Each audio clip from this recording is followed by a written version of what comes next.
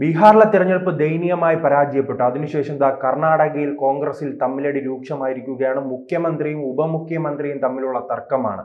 ഇതിൽ ആര് വീഴും, ആര് വിജയിക്കും?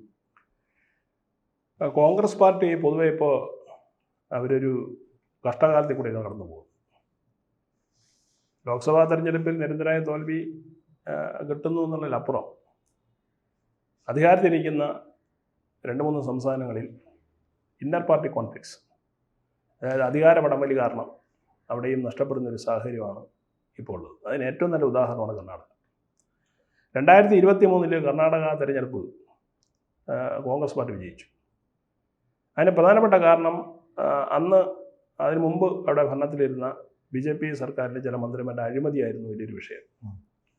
അഴിമതി നടത്തി കോടികളുണ്ടാക്കിയ പല മന്ത്രിമാർക്കെതിരെ വലിയ ആരോപണവും ജനങ്ങൾക്കിടയിൽ വലിയ അവമതിപ്പുണ്ടായിരുന്നു.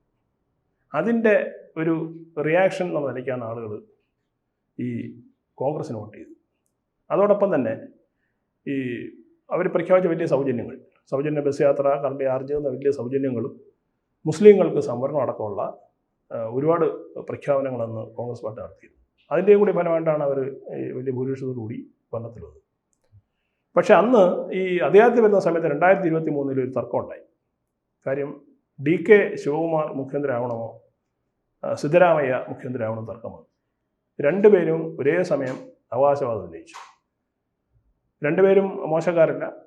സിദ്ധരാമയ്യ നേരത്തെ മുഖ്യമന്ത്രി ആയിരുന്ന ആളാണ്, കർണാടകയിലെ സീനിയർ കോൺഗ്രസ് നേതാവാണ്. DK ശിവകുമാർ ഈ തെരഞ്ഞെടുപ്പ് ജയിക്കാൻ വേണ്ടിയുള്ള എല്ലാ പ്ലാനിങ്ങും നടത്തിയ ഒരു സൂത്രധാരനും അക്ഷീണം പ്രയത്നിക്കുകയും ചെയ്തൊരു മനുഷ്യനാണ് DK ശിവകുമാർ. ഒരുപക്ഷെ അദ്ദേഹത്തിൻ്റെ കഴിവുകൊണ്ടാണ് കർണാടകയിൽ കോൺഗ്രസ് അധികാരത്തിൽ വന്നതെന്ന് വേണമെങ്കിൽ നമുക്ക് പറയാം. അപ്പോൾ അന്ന് ഈ തർക്കം വന്ന സമയത്ത് AICC ഇടപെടുകയും ഒരു സീറ്റ് ഷെയറിംഗ് ഫോർമുല അന്ന് കൊണ്ടുവരികയും ചെയ്തു 2023. അതായത് 2.5 വർഷം സിദ്ധരാമയ്യ ഭരിക്കട്ടെ. അദ്ദേഹം നേരത്തെ CM ആയിരുന്ന ആളാണ്. ആ പരിചയസമ്പത്ത് ഉപയോഗിച്ചിട്ട് അദ്ദേഹം 2 വർഷം ഭരിക്കട്ടെ. അത് കഴിഞ്ഞ് 2 വർഷം കഴിയുമ്പോഴേക്കും DK CM ആവട്ടെ എന്നായിരുന്നു അന്നുണ്ടാക്കിയൊരു ധാരണ. ഇത് എഴുതി വെച്ച ധാരണയൊന്നുമല്ല, വാക്കാലുള്ളതായിരിക്കാം. ആ 2.5 വർഷം ഇന്ന് പൂർത്തിയാവുക. അപ്പോൾ സ്വാഭാവികമായിട്ടും AICC നേതൃത്വം കൊടുത്ത ഉറപ്പനുസരിച്ച് DK ശിവകുമാറിനെ മുഖ്യമന്ത്രിയാക്കേണ്ടതാണ്. അന്ന് ഈ മുഖ്യമന്ത്രിയാക്കാൻ അദ്ദേഹത്തെ അവിടുത്തെ PCC പ്രസിഡൻ്റാക്കി DK ശിവകുമാർ. കാരണം ഒരു പാർട്ടിയുടെ ഒരു ഉന്നത സ്ഥാനമാണല്ലോ PCC പ്രസിഡന്റ് സ്ഥാനം എന്ന് പറയുന്നത്. ഇരുന്നു. അതോടൊപ്പം ഡെപ്യൂട്ടി CM കൂടെയാണ് അദ്ദേഹം. അപ്പോൾ ഈ കർണാടകയിലെ ഭരണം ഈ സൗജന്യങ്ങൾ കൊടുത്തും അത് കൊടുത്തും ആദ്യം കുറച്ച് ഈ ജനപിന്തുണ ലഭിച്ചുവെങ്കിലും പിന്നീട് ജനവികാരം എതിരായി. കാരണം സിദ്ധരാമയ്യയുടെ അതിരുവിട്ട ന്യൂനപക്ഷ പ്രകടനം വലിയ വിവാദങ്ങൾക്കും ആക്ഷേപങ്ങൾക്കും കർണാടക ഉപയോഗിച്ചു എന്നുള്ളതാണ്. അത് നാം തെലങ്കാനയിലും കർണാടകയിലും കണ്ടാൽ അവർ ഇപ്പോൾ പരസ്യമായി തന്നെ പറയുകയാണല്ലോ.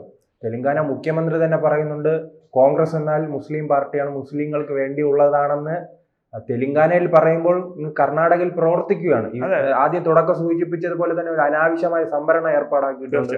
അല്ല, അത് തന്നെയാണ്. കാരണം അത് കോൺഗ്രസിന്റെ ഒരു ഔദ്യോഗിക നിലപാടായിട്ട് വേണമെങ്കിൽ നമുക്ക് ഇതിനെ കണക്കാക്കാം. അതായത് ന്യൂനപക്ഷ പ്രകടനം. ന്യൂനപക്ഷം എന്ന് പറഞ്ഞാൽ വേറെ ന്യൂനപക്ഷങ്ങളുണ്ട്. ജൈനുകളുണ്ട്, ബുദ്ധമതക്കാരുണ്ട്, ക്രിസ്ത്യാനികളുണ്ട്. അവരൊന്നും ഇവരുടെ സമയം ന്യൂനപക്ഷം എന്ന് പറഞ്ഞാൽ ഒരു മുസ്ലിങ്ങളുടെ ഒരു പര്യായവാചി ശബ്ദമായിട്ട് ഇവർ തിരഞ്ഞെടുത്തിട്ടുണ്ട് ഈ കോൺഗ്രസ്. അപ്പോൾ ന്യൂനപക്ഷം എന്ന് പറഞ്ഞാൽ നിങ്ങൾ മുസ്ലിങ്ങളെന്ന് കരുതി പോകണം. മറ്റുള്ളവരും ന്യൂനപക്ഷം അംഗീകരിച്ചിട്ടില്ല. അവർ വേണമെങ്കിൽ അവരെ കഷ്ടപ്പെട്ട് ജീവിക്കുക എങ്ങനെ ആയിക്കോളും. അപ്പോൾ ഈ കോൺഗ്രസിന് അങ്ങനെ ഒരു നിലപാടായതുകൊണ്ടാണ് ഇദ്ദേഹം പരിധി വിട്ട് മുസ്ലിം ന്യൂനപക്ഷ വീട് നടത്തി.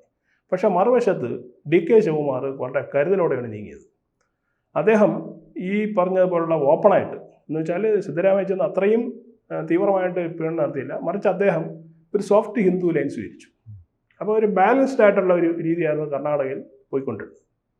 ഈ അടുത്ത കാലത്ത് വിവാദമായ ഒരു കേസുണ്ട്. ഇദ്ദേഹം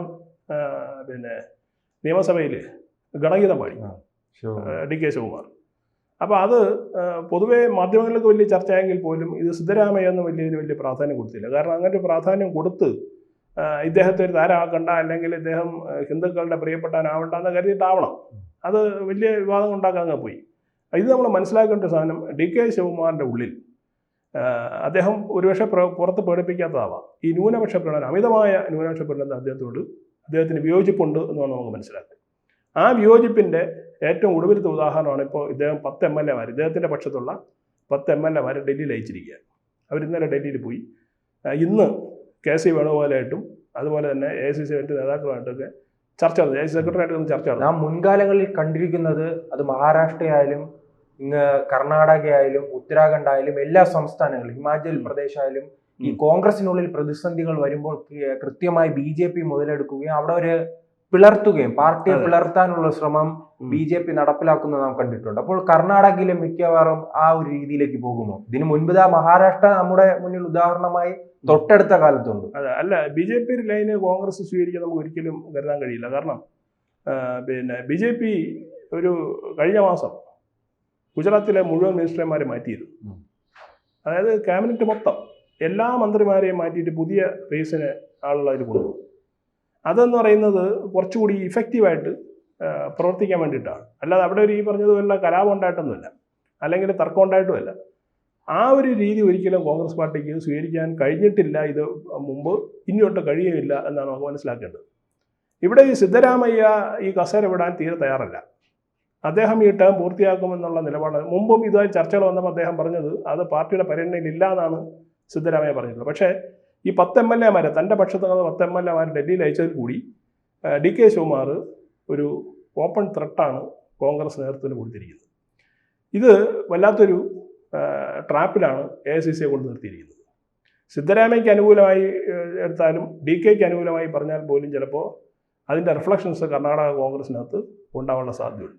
ഒരു കാര്യം നമ്മൾ മനസ്സിലാക്കേണ്ടത് PCC ചീഫാണ്. DKക്ക് ഉള്ളതിലേക്കാളേറെ പാർട്ടിയിൽ ഇപ്പോൾ DK ശിവകുമാറിന് സ്വാധീനം ഉണ്ടാവും. അസ്വസ്ഥരായി നിൽക്കുന്ന MLA കൂട്ടത്തിലുണ്ടാവുമല്ലോ. അപ്പോൾ ഒരു പോസിബിൾ സ്പ്ലിറ്റിന് DK ശിവകുമാർ വിചാരിച്ചാൽ ഇപ്പോൾ കർണാടകയിൽ നടക്കുന്നൊരു സാഹചര്യമുണ്ട്. അങ്ങനെയാണ് എങ്കിൽ നിലവിലുള്ളൊരു സംസ്ഥാനം കർണാടകയ്ക്ക് നഷ്ടപ്പെടുന്ന സാഹചര്യത്തിലേക്ക് പോകും. നമ്മുടെ രാഹുൽ ഗാന്ധി കർണാടകയിലെ വിജയത്തിന് പിന്നാലെ പറഞ്ഞത് ആ സ്നേഹത്തിന്റെ കട തുറന്നിരിക്കുന്നു, അവിടെ വലിയ മാറ്റങ്ങൾ കൊണ്ടുവരാൻ കഴിയുമെന്നാണ്.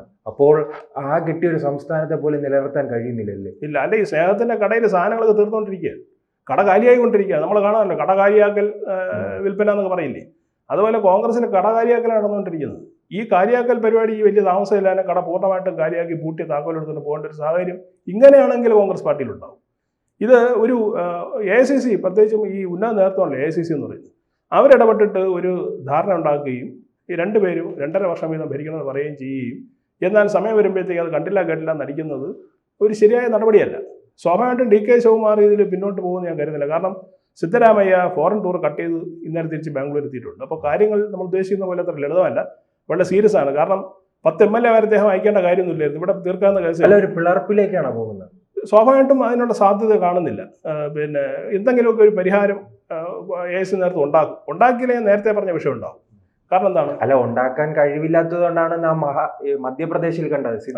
ജ്യോതിരാദിത്യ സിൻഹ BJP മഹാരാഷ്ട്രയിൽ ശിവസേന പിളർത്തിക്കൊണ്ട് അദ്ദേഹത്തിന്റെ വഴിക്ക് ഏകനാഥ് ഷിൻഡെ പോയി.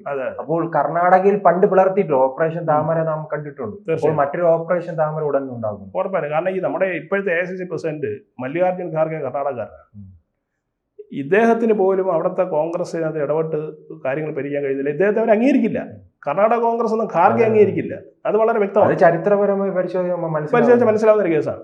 അപ്പോൾ ഒരു AICC പ്രസിഡന്റ് ആ സംസ്ഥാനത്തുള്ളപ്പോൾ ഇവർക്ക് AICCയിലേക്ക് വേറെ KC വേണുഗോപാലിനെ മറ്റാളുകളെ കാണാൻ പോയിട്ട് ഒരു സാഹചര്യം എന്ന് വെച്ചാൽ അതിൻ്റെ അർത്ഥം എന്താ, ഇയാൾക്ക് പുല്ലുവിലയാണ് കൊടുക്കുന്ന കോൺഗ്രസ് പാർട്ടി ഈ കോൺഗ്രസ് പ്രസിഡന്റിന്. അപ്പോൾ ഇന്ന് അവിടെ പോയി 10 MLA അവിടെ പോയി ചർച്ച ചെയ്ത് ഇല്ല അത് പറ്റൂല, സിദ്ധരാമയ്യ തുടരട്ടെ എന്ന് പറഞ്ഞു കഴിഞ്ഞാൽ സ്വാഭാവികമായിട്ടും DK ശിവകുമാറിൻ്റെ പക്ഷത്തുള്ള MLA ഒരു റിവോൾട്ടിനുള്ള സാധ്യത ഉണ്ടാക്കും. ഇദ്ദേഹത്തെ കൊണ്ട് ചിലപ്പോൾ ഒരു സ്പ്ലിറ്റിന് പിന്നെ സാധ്യത ഉണ്ടാക്കാനും ഉള്ള അവസരം ആണ് ഇപ്പോൾ കർണാടകയിൽ നിലനിൽക്കുന്നത്. ഇതിൻ്റെ ഒരു റിഫ്ലക്ഷൻ നാളെ തെലങ്കാനയിൽ ഉണ്ടായിക്കൂടുകയില്ല. കാരണം ഈ പറഞ്ഞതുപോലുള്ള ഈ അധികാര ഭ്രമമാണല്ലോ കോൺഗ്രസ് പാർട്ടിയുടെ ഏറ്റവും വലിയൊരു പ്രശ്നം എന്ന് പറയുന്നത്.